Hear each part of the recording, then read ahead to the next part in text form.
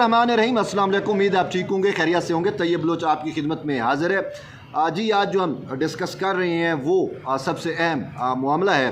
बात यह है कि जब से चीफ जस्टिस उमर अता बंदयाल की सासू माँ का ऑडियो लीक हुआ था, आपके सामने है, वो एक लीक्स आई थी जिसमें इनकी सासू माँ जो है वो इमरान खान तहरीक इंसाफ के चेयरमैन को अपना अजीम लीडर मान रही थी और उस हवाले से खुद इन्फ्लुएंस कर रही थी चीफ जस्टिस उमर अता बंदयाल के ऊपर। तो उस टाइम से लेकर आज तक एक इस्तिलाह मुतारफ़ कराई गई और ये इस्तिलाह मैंने ही मुतारफ़ कराई, जिसको अब वो जो ज़बान ज़द-ए-आम हो चुकी है, हमारे सुप्रीम कोर्ट के रिपोर्टर से लेकर सोशल मीडिया तक ये चीज़ अब प्रिवेल कर रही है कि भाई चीफ जस्टिस उमर अता बंदयाल की सासू माँ का जुरिस्प्रूडेंस जो है वो ऑल ओवर दी जुडिशरी जो है उसका इतलाक़ हो चुका है। ये सासू माँ जुरिस्प्रूडेंस की इस्तिलाह जो है वो मैंने मुतारफ़ कराई थी और आज मुझे खुशी हो रही है कि उनकी ये मेरी मुतारफ़ करदा इस्तिलाह जो है, ये जो टर्म है, ये आज जो है बिल्कुल हकीकत साबित हो गई है, क्योंकि आज चीफ जस्टिस उमर अता बंदयाल ने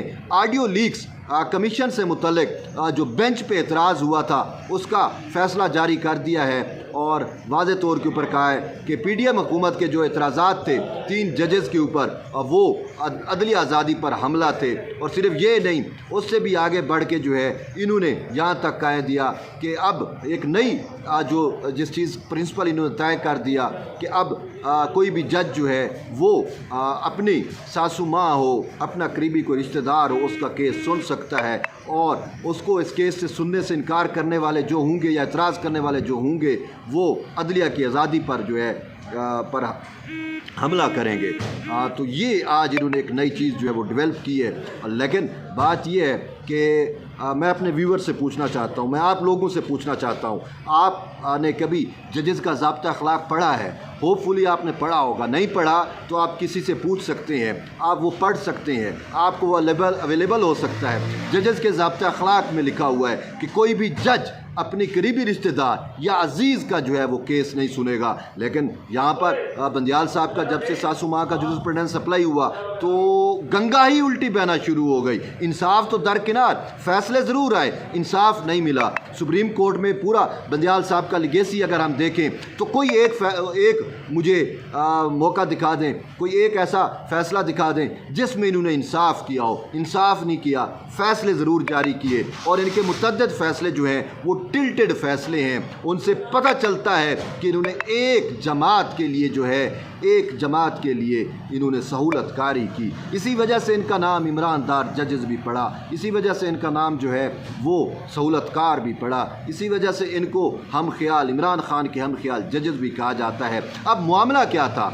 मामला ये था कि बंदयाल साहब की सासू माँ का भी ऑडियो लीक आया, 4 से 5 और भी ऑडियो लीक्स थे और उन ऑडियो लीक्स की प्रोब के लिए जो है वो हुकूमत वक्त ने, उस वक्त की हुकूमत ने जो है एक कमीशन बनाया जस्टिस काजी फैज़ ईसा की सरबराही में और उसको ये इख्तियार दिया, उसके जो है TOR जारी किए, उसको ये इख्तियार दिया कि वो इन ऑडियो को जो है तहकीकात करे।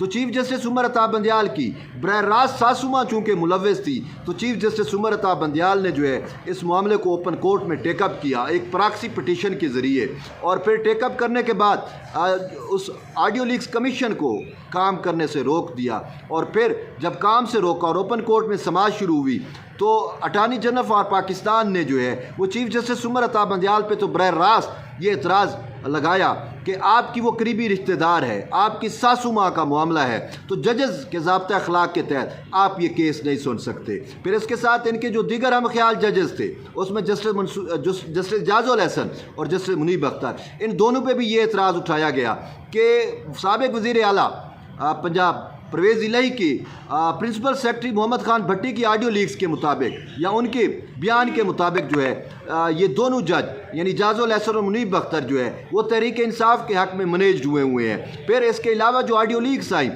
जिसमें सुप्रीम कोर्ट बार एसोसिएशन के सदर आबिद ज़ुबैरी की भी ऑडियो लीक थी, उससे ये तासुर मिल रहा था कि ये दोनों जजेस जो हैं वो किस तरीके से चीज़ों को मैनेज भी कर रहे हैं और इनके नाम भी थे उन ऑडियो लीक्स में।